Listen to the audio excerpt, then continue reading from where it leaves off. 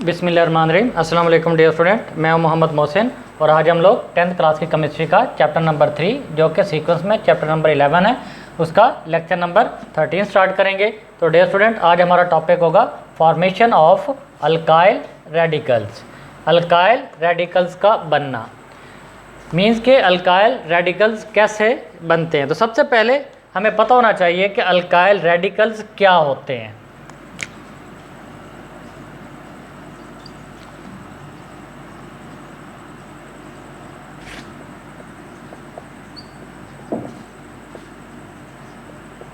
Alkyl radicals, तो alkyl radicals are derivative of alkanes. ये definition है अल्काइल रेडिकल्स की। Alkyl radicals are derivative of alkanes.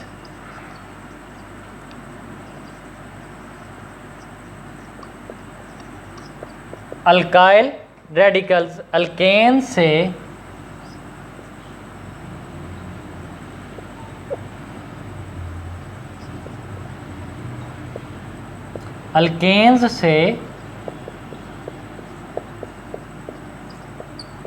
बनाए जाते हैं। अब मेथड कि ये बनते किस तरीके से हैं।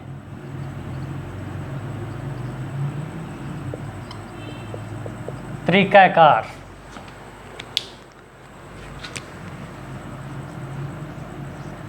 they are formed by the removal of one of the hydrogen atoms,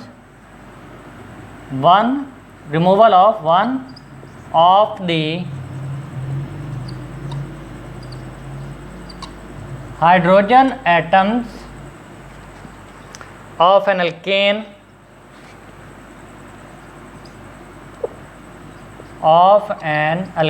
means के अल्केन्स के अंदर जितने भी हाइड्रोजन एटम्स होंगे उन हाइड्रोजन एटम में से अगर एक हाइड्रोजन को रिमूव कर दिया जाए तो वो अल्केन किस में तब्दील हो जाएंगे, अल्काइल के अंदर।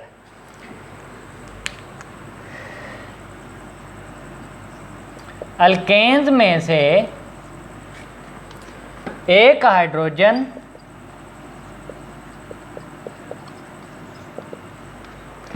एटम खारिज करने से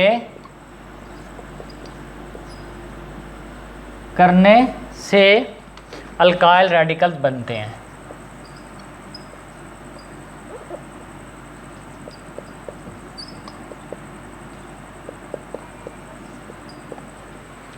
इसका सिंबल क्या होता है, इसकी रिप्रेजेंटेशन क्या होती है अल्काइल रेडिकल्स की। सिंबल इसको आर से रिप्रेजेंट किया जाता है, कैपिटल आर से। कैपिटल आर से इसको रिप्रेजेंट किया जाता है। जनरल फार्मूला क्या है अल्काइल रेडिकल्स का,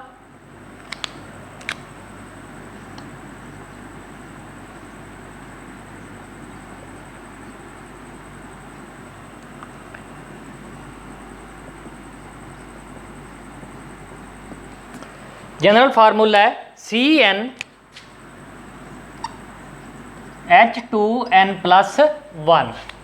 मीन्स कि अगर आप लोग कार्बन की तादाद पता है आप लोगों को या कार्बन की तादाद जानते हैं तो आप लोगों को हाइड्रोजन की तादाद इस तरह पता चल जाएगी। n की वैल्यू क्या होती है, नंबर ऑफ कार्बन, वो n की वैल्यू रिप्रेजेंट करेंगे। मीन्स कि अगर एक कार्बन है तो n की जगह पे एक आएगा, दो कार्बन है तो n की जगह पे क्या आएगा, दो आएगा। तो डियर स्टूडेंट, इसकी कुछ एग्जांपल्स हैं। ये आप लोगों की बुक के अंदर एक टेबल दिया गया है, उसमें एग्जांपल्स दी हुई हैं। जैसे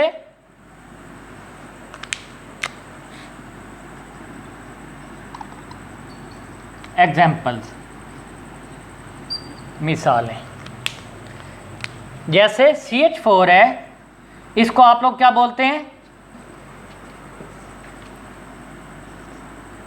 मीथेन। और इसमें से हाइड्रोजन निकाली जाती है तो CH3 रह जाता है। तो ये मीथेन किस में चेंज हो जाएगा? मिथाइल में। जैसे आप लोग अल्केन लिखते हैं तो ये अल्काइल कैसे बनता है? जब ये ANE रिमूव होके यहाँ पे क्या आ जाएगा? ALKYL।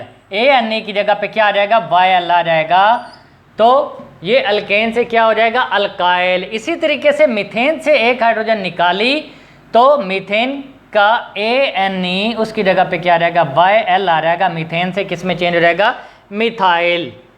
इसी तरीके से अगर इथेन होगा C2H6 इसका मॉलिक्यूलर फार्मूला होता है। तो इथेन से ये इथाइल किस तरह बनेगा? CH3CH2, या इसको आप लोग C2H6 भी कह सकते हैं, और ये होगा C2H5। तो ये हो जाएगा इथेन से क्या हो जाएगा? इथाइल। इथेन से इथाइल ANE को रिमूव करेंगे फ्रॉम YL से।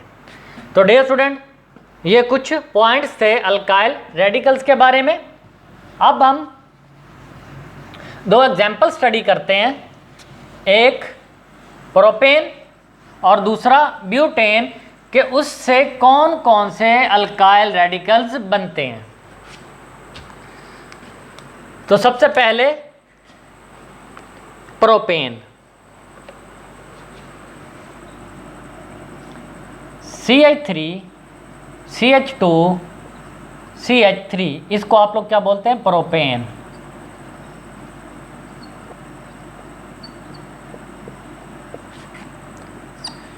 इसकी दो पॉसिबिलिटीज हो सकती हैं, या हाइड्रोजन इस बिल्कुल एंड से निकले जिसको हम लोग बोलते हैं टर्मिनल हाइड्रोजन, हाइड्रोजन एज से निकले जिसको आप लोग क्या बोलते हैं? टर्मिनल हाइड्रोजन, या हाइड्रोजन निकले इस बिल्कुल दरमियान वाली कार्बन से, ये भी टर्मिनल हाइड्रोजन है। तो टर्मिनल हाइड्रोजन कोई भी एंड हो सकता है, ये भी हो सकता है, ये भी हो सकता है। तो टर्मिनल हाइड्रोजन भी आप लोग रिमूव करवा सकते हैं, या फिर दरमियान वाली कार्बन से भी हाइड्रोजन रिमूव करवा सकते हैं। तो दो पॉसिबिलिटीज होती हैं। अगर हो रिमूवल ऑफ टर्मिनल हाइड्रोजन, या आप लोग लिखें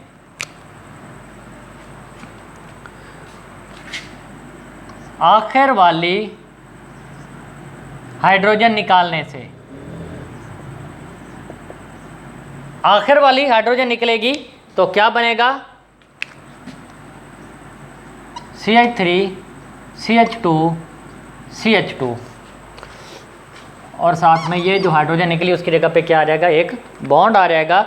इसको बोलते हैं नॉर्मल प्रोपाइल।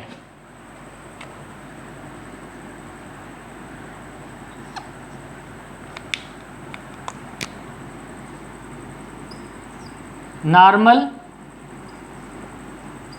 प्रोपाइल, ये इसको लिखेंगे N, प्रोपेन से प्रोपाइल। और अगर दरमियान वाली हाइड्रोजन निकलती है तो यहां पे मैं लिखूंगा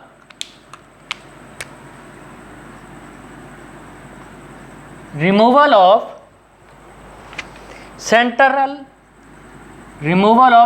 हाइड्रोजन, दरमियान वाली हाइड्रोजन निकालने से। तो क्या बनेगा? CH3, दरमियान वाली हाइड्रोजन, कार्बन के पास कितनी हाइड्रोजन है? 2, तो एक निकल जाएगी, एक इस तरह बॉन्ड बन जाएगा CH3। तो इसको बोलते हैं आइसोप्रोपाइल। मैंने आप लोगों को बताया हुआ है कि वो वाली कार्बन जो सेकंड लास्ट पोजीशन पे मौजूद होगी और उसके साथ कोई ब्रांच बन रही होगी, जैसे ये हाइड्रोजन निकल जाएगी तो इसकी जगह पे कोई और ग्रुप अटैच हो जाएगा। इसी तरह इस वजह से हम लोग ये बॉन्ड का साइन लगाते हैं। तो हाइड्रोजन निकलने के बाद कोई ना कोई ग्रुप लाजमी अटैच होगा, तो ये क्या कहलाएगा? क्योंकि ये दरमियान वाली कार्बन सेकंड लास्ट कार्बन ही है, आप लोग इधर से देखो तब भी सेकंड लास्ट कार्बन, इस साइड से देखो तब भी सेकंड लास्ट कार्बन, तो इसका नाम क्या होगा? आइसोप्रोपाइल।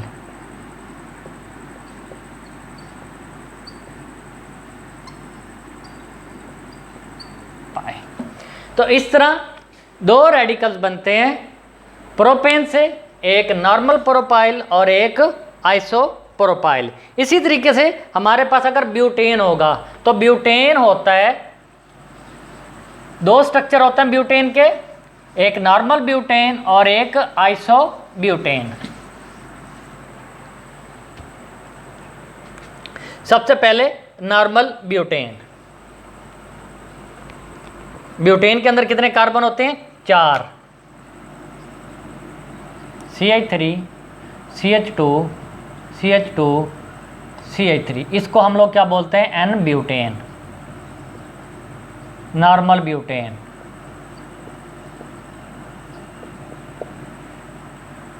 अब इसमें क्या क्या बनते हैं रेडिकल्स?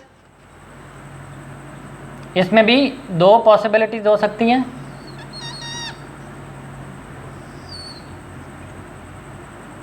या तो टर्मिनल हाइड्रोजन निकले, रिमूवल ऑफ टर्मिनल हाइड्रोजन, जिसको मैं क्या बोलूंगा? आखिरी हाइड्रोजन निकालने से। तो क्या बनेगा? आखिरी हाइड्रोजन J है, तो इससे बनेगा CH3 CH2 CH2 CH2 और ये कहलाएगा नॉर्मल ब्यूटाइल। ब्यूटेन से ब्यूटाइल, ANE रिमूव करके वहां पे क्या आ जाएगा? YL, normal butyl, butyl. और अगर सेकेंड लास्ट कार्बन निकले, जैसे ये सेकेंड लास्ट कार्बन भी है, ये भी सेकेंड लास्ट कार्बन है, तो इसको हम लोग सेंट्रल हाइड्रोजन भी बोल सकते हैं। रिमूवल ऑफ सेंट्रल हाइड्रोजन, तो फिर क्या बनेगा? CH3, ये हाइड्रोजन यहां पर लिख रहे हैं, CH2, या आप लोग यही वाली हाइड्रोजन निकाल दो जिस तरह बुक में है, CH3 CH2 CH3। तो ये कहलाती है सेकेंडरी ब्यूटाइल।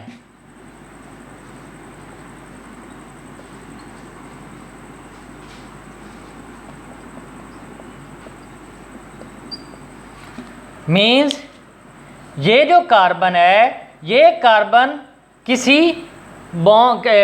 किसी एलिमेंट के साथ बॉन्ड बना रही है, हाइड्रोजन इस कार्बन से रिमूव हुई है और कोई नया ग्रुप है जो इस कार्बन के साथ जुड़ गया, और ये कार्बन जिसके साथ कोई न्यू ग्रुप अटैच है वो आगे मजीद दो कार्बन से अटैच है। ये कार्बन एक नए ग्रुप से या एक नए एलिमेंट के साथ मिल रही है और यही कार्बन आगे मजीद दो कार्बन के साथ भी बॉन्ड बना रही है, इसलिए इसको हम लोग क्या बोलते हैं? Secondary butyl.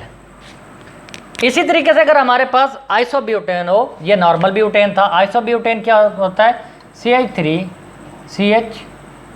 CH3 CH3। Iso second last carbon पे एक ब्रांच है और इस ब्रांच की वजह से इसको आइसो बोलते हैं, जो कि सेकेंड लास्ट कार्बन पे, और टोटल कार्बन कितनी है? 4, इसलिए इसको बोलते हैं isobutane.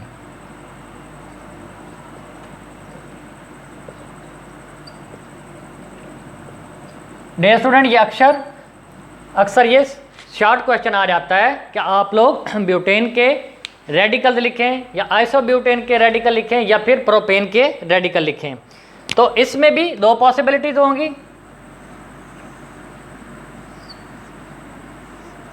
Removal of terminal hydrogen कौन कौन सी हैं? ये भी टर्मिनल है, ये भी टर्मिनल है और ये भी टर्मिनल है। तो कोई भी टर्मिनल हाइड्रोजन निकलेगी, removal of terminal hydrogen, terminal hydrogen निकलेगी तो क्या बनेगा? CH3 CH3 CH2, ये एक हाइड्रोजन इस कार्बन वाली हाइड्रोजन से निकल जाएगी। इस कार्बन के बाद 3 हाइड्रोजन है तो इस कार्बन से एक हाइड्रोजन निकल जाएगी, तो क्या बन जाएगा यहाँ पे? CH2। इसको बोलेंगे आइसोब्यूटाइल।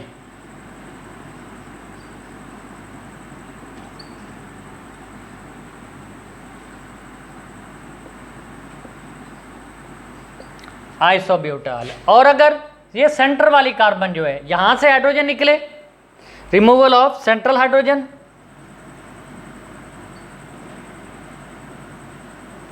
Central hydrogen. तो फिर यह कहलाएगा टर्शरी ब्यूटाइल। क्या कहलाएगा? Tertiary butyl.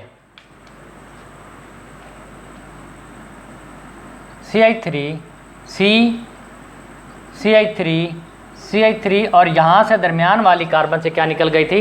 हाइड्रोजन निकल गई थी, इसलिए इसको बोलते हैं टर्शरी, TERT, टर्शरी। ये इस तरीके से शॉर्ट वे में इसको लिखते हैं, टर्शरी ब्यूटाइल। तो डियर स्टूडेंट, ये था अल्केन से किस तरह अल्काइल रेडिकल्स बनते हैं। तो उसकी डिटेल यही थी कि किसी भी अल्केन में से एक हाइड्रोजन निकल जाए तो उसको क्या बोलते हैं? Alkyl radicals. तो डियर स्टूडेंट, आप लोगों ने एग्जांपल्स भी देखें कि मुख्तलिफ़ किस्म के कंपाउंड्स हैं और उसमें से क्या हाइड्रोजन निकलती है, तो वह किस तरह कौन कौन से रेडिकल्स बना सकता है। तो डियर स्टूडेंट, आज के लेक्चर में इतना ही। इंशाल्लाह नेक्स्ट लेक्चर में हम लोग फंक्शनल ग्रुप स्टडी करेंगे। तो तब तक अल्लाह हाफिज़।